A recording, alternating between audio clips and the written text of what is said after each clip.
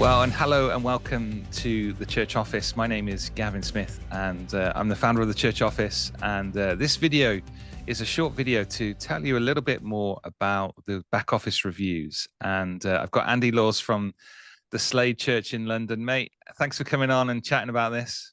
Oh, you're welcome, Gav. It's always good to see your face. That's Yeah. funny. Yeah, Yeah. some wouldn't say that. So got the face for radio, maybe that's the best way of describing it. But yeah, we wanted to chat a little bit Yeah. about Andy's experience, a little bit about the back office reviews. This is one of the kind of really busy areas of ministry, and I think as we Mm, film this, we've got about 12 churches on a waiting list waiting to do a back office review. yeah. And people are saying to me, well, what is it? And why is it so popular? And Yeah. how beneficial is it? And so I met Graham, who's one of your trustees at the church. That's correct. Yeah. Yeah. He's been in the church for a long time. We met him at Yeah. an FIC conference, and he was sort of lingering around my stand. Um, and I think it was kind of like he was thinking, yes, I know we need help with admin and ops, but Mm, I don't really know what kind of help we needed. yeah. And then we sparked a conversation, and it went from there.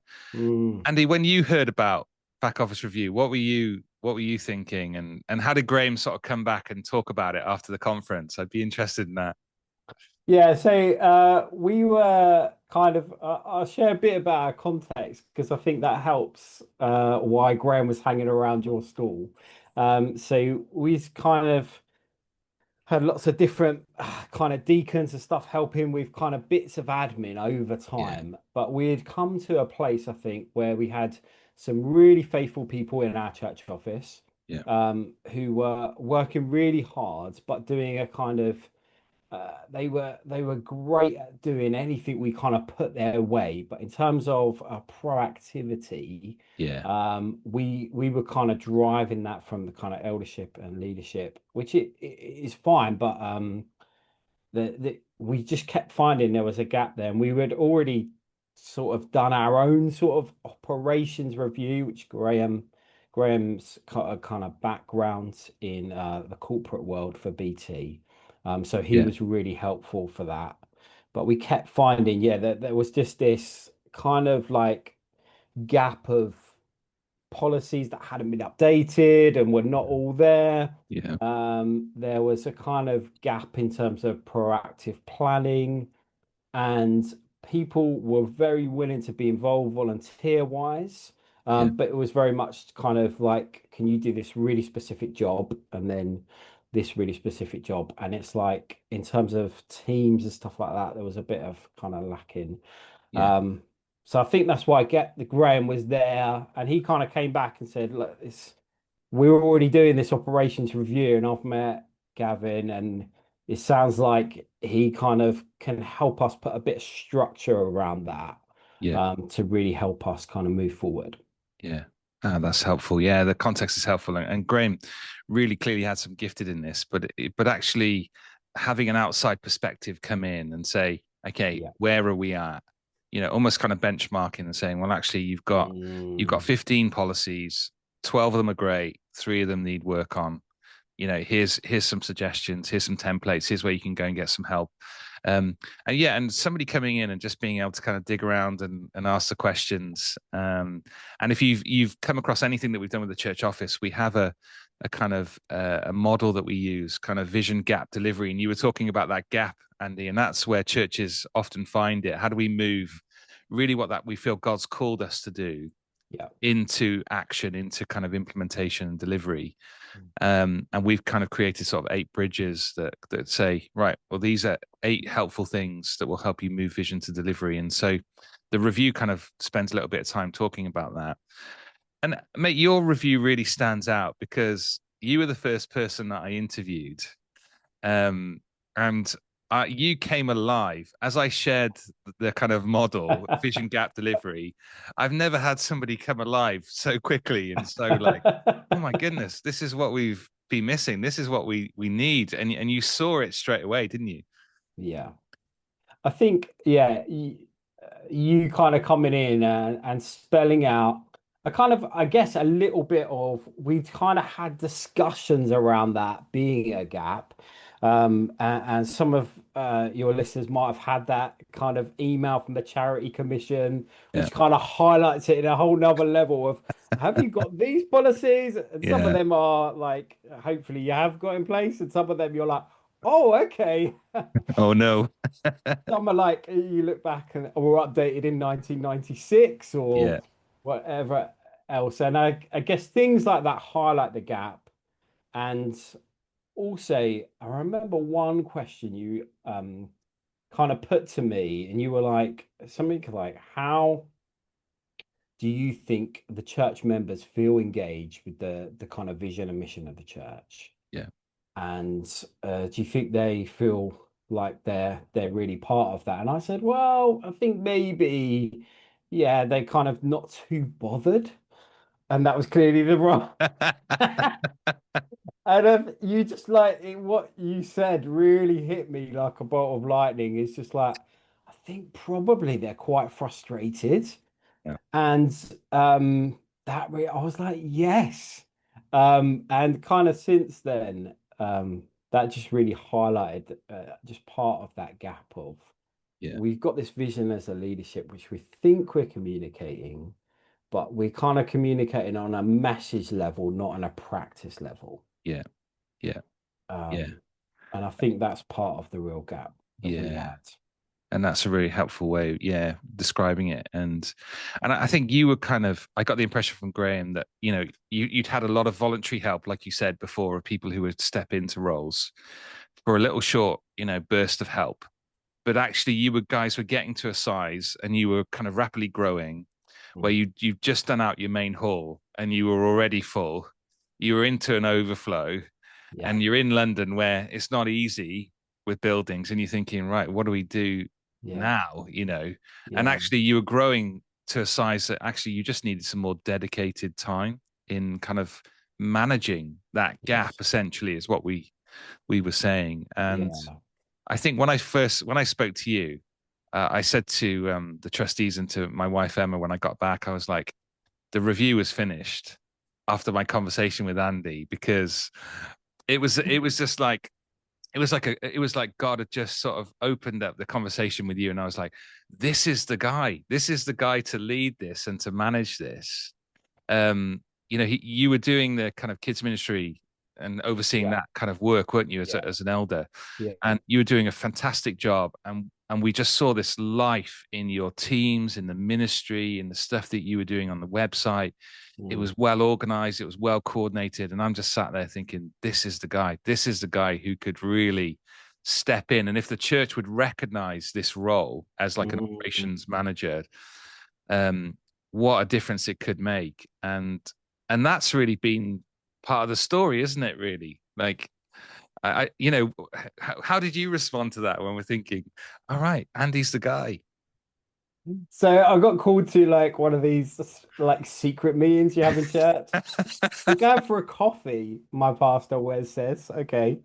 And we turned up at another elder's house. It was a helpful chat. And they were just like, yeah, we wanted to send you this report, but we wanted to talk to you about it first because Gav's got this kind of new role. Um, Gavin's got this crazy recommendation.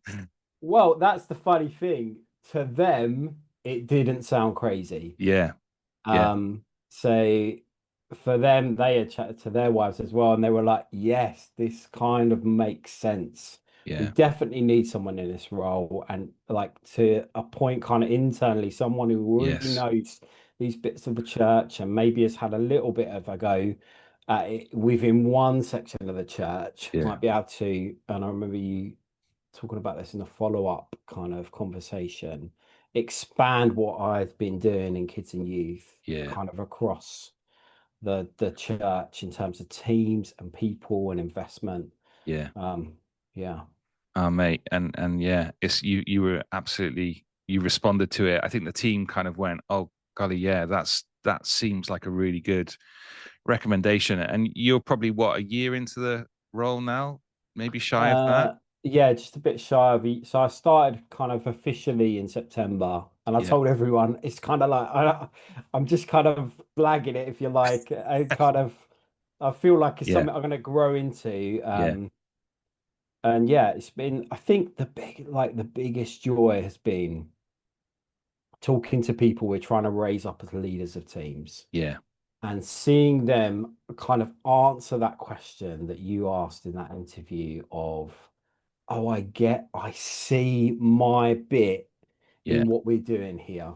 I can Yeah. see, and just like seeing people see, oh, this gifting and capability that God has Yeah. put in me, I'm able to leverage it like for the church. Yeah.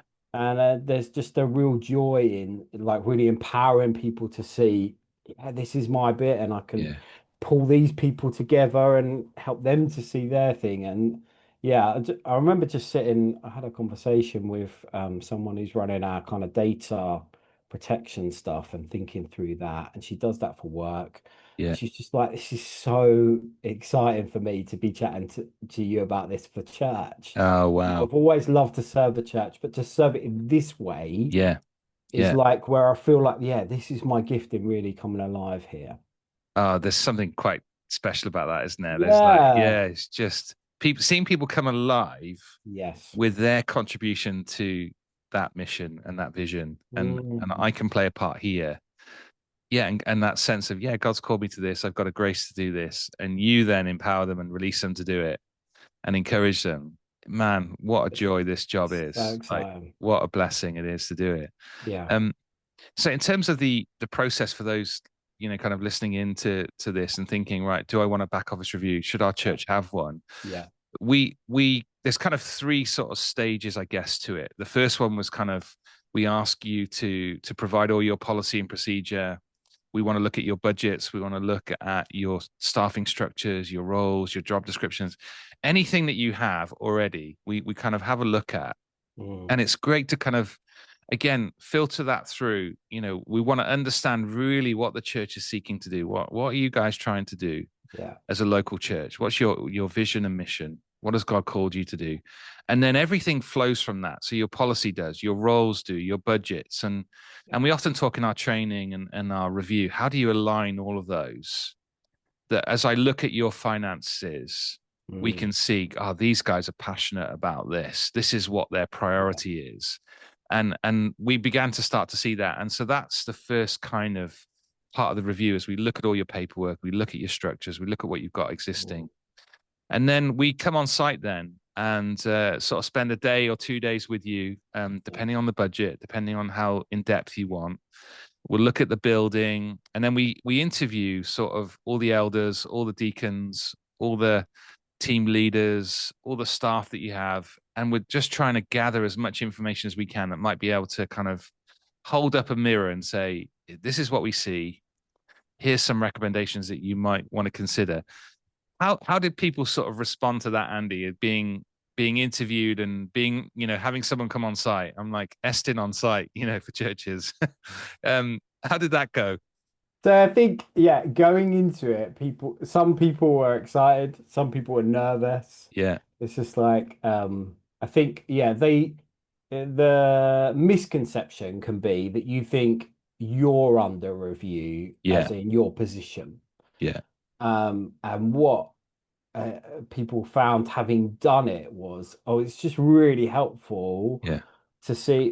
One great thing you did was pull out, these are the strengths going on here yeah, yeah, and the wonderful things. And another thing that was so helpful was it's very easy in church life, I think, to get into your own little bubble, and you can kind of see bits of other churches' output, yeah, but not how they kind of run. And so often you can have kind of blind spots yeah, that sometimes you need someone to come in from the outside and say, if you realize you're doing this, but you want to do this. yeah, yeah, Um, and so just having that kind of outside thinking can really help. Definitely really helped us.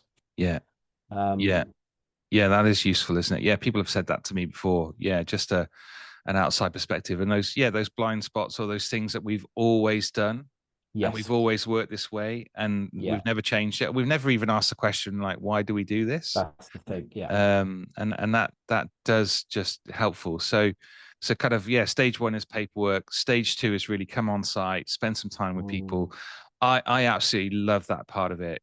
Spending time with people, hearing their stories, hearing how they Yeah. work together, hearing how they play a part in the vision, thinking about their work is remarkable. And then we kind of finish up the kind of stage three is kind of we write a report for you, Yeah. and try and put something down on paper that says, like you said, right, here's the good stuff that we're seeing, because we don't want to just come and say, well, this is all the bad stuff, this is all the stuff you need to do. We want to come in and say, actually, we know every church there's grace on it and there's great stuff that's happening, and we know every church there are challenges.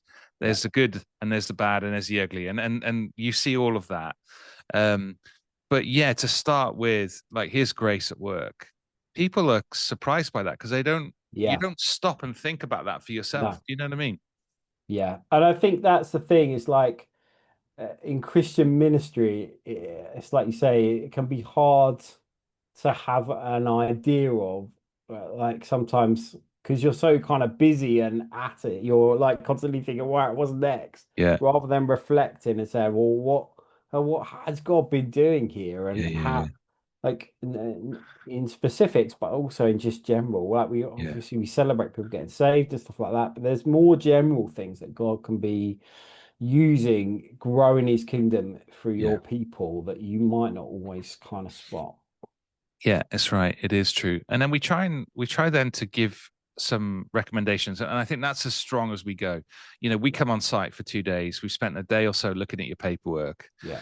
So what we can see is limited, but what Mm. we can see, we offer, and we say, well, okay, well, we noticed this. You Yeah. might want to consider spending some time thinking about that. Or we noticed your budgets were not, aligning with your vision. Have you guys thought through that? And here's an Mm. exercise you might want to consider.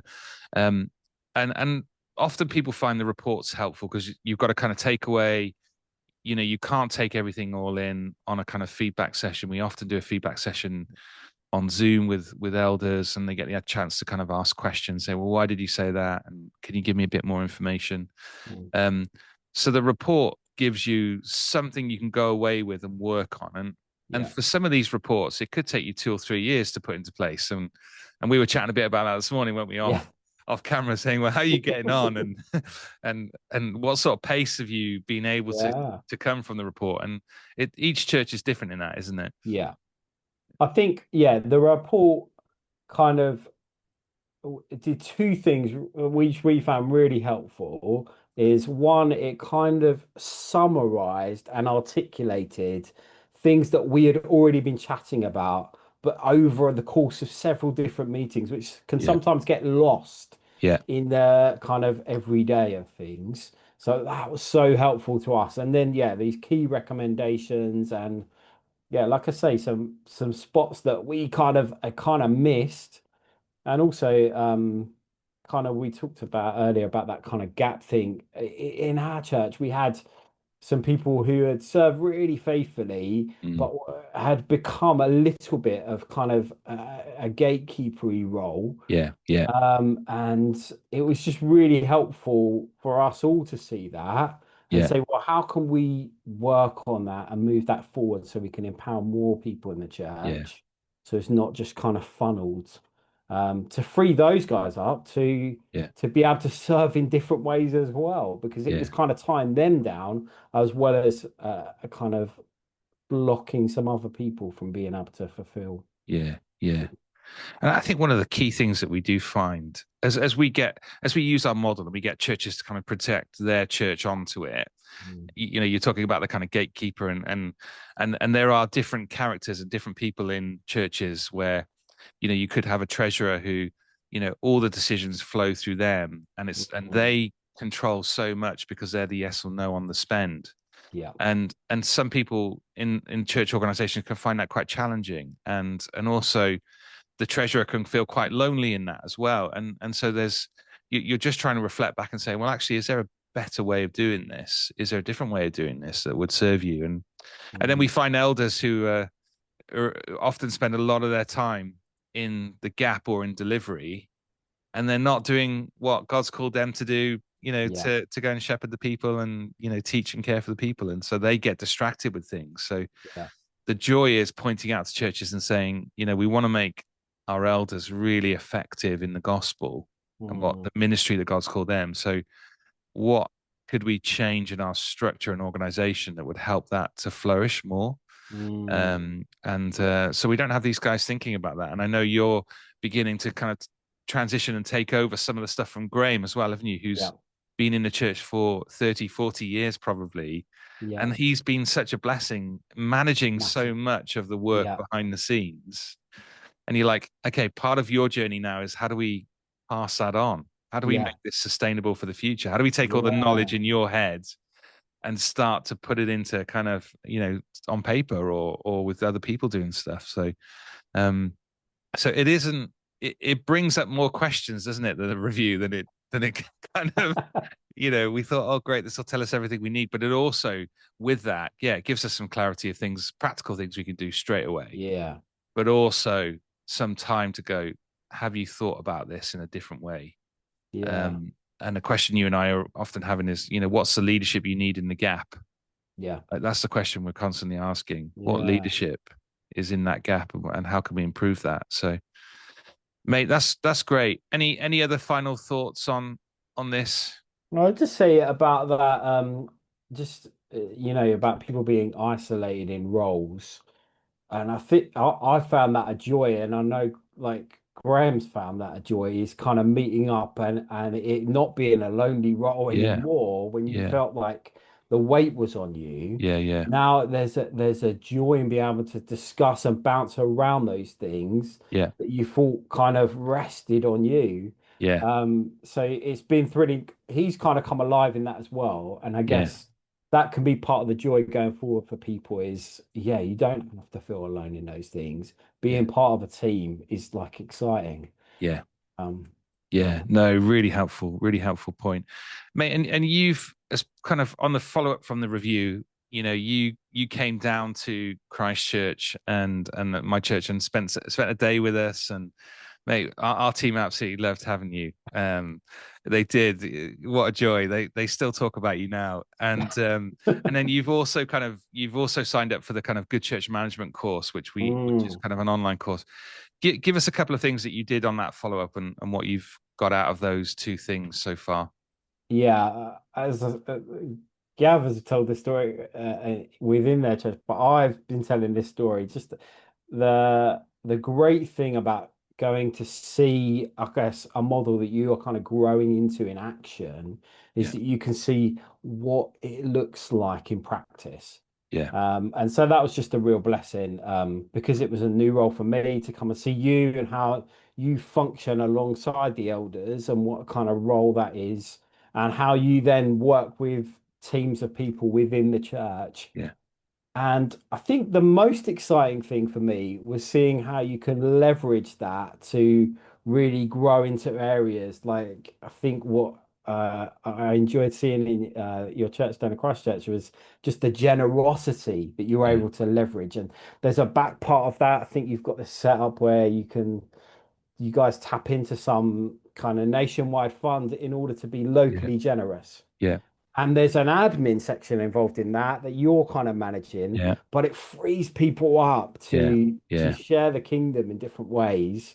And so just seeing those things come yeah, together yeah, enables you to be generous as a church. And that to me, things like that were really exciting to see yeah, how this puzzle comes together yeah, yeah, um, for the gospel.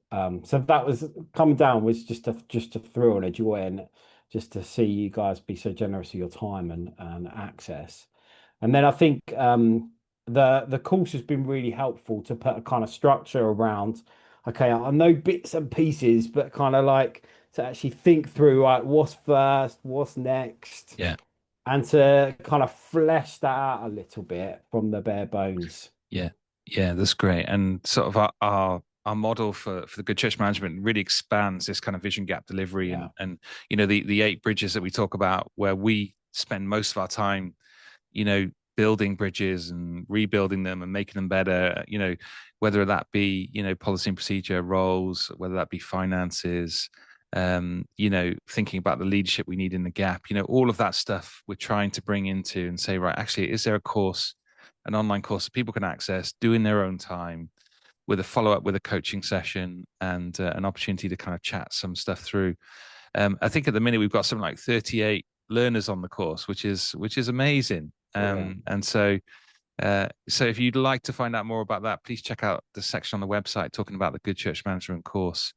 And if you'd like to find out more about a review, if you'd like to explore what that looks like, then please do reach out to us at info@thechurchoffice.co.uk. We'd love to have a conversation with you about the review. Andy, thanks for sharing about your story and a bit about You're welcome. kind of, how it went with the Slade Church. And I, if we had Graham on as well, it would be great, wouldn't it? I loved Graham. He stood up in an FIC conference when I was doing a seminar on governance. Do you remember this? Yes. He basically took over the seminar and said, "Isn't the church office wonderful? And this review was wonderful." And I was like, "Oh, yeah. Graham, what a top guy." So thank you so much for almost trusting us to come in and do it. And it's a big deal. No, so, it was a joy. Yeah. So there we are. A little bit more about a back office review. Get in touch if you'd like to do that. Andy, thanks for coming on, mate, and chatting to us. And we're looking forward to kind of getting you on the podcast at some point. And thrown in the deep end. What do you do? Yeah, great. So great to see you. Thank you very much, everyone. Thank you.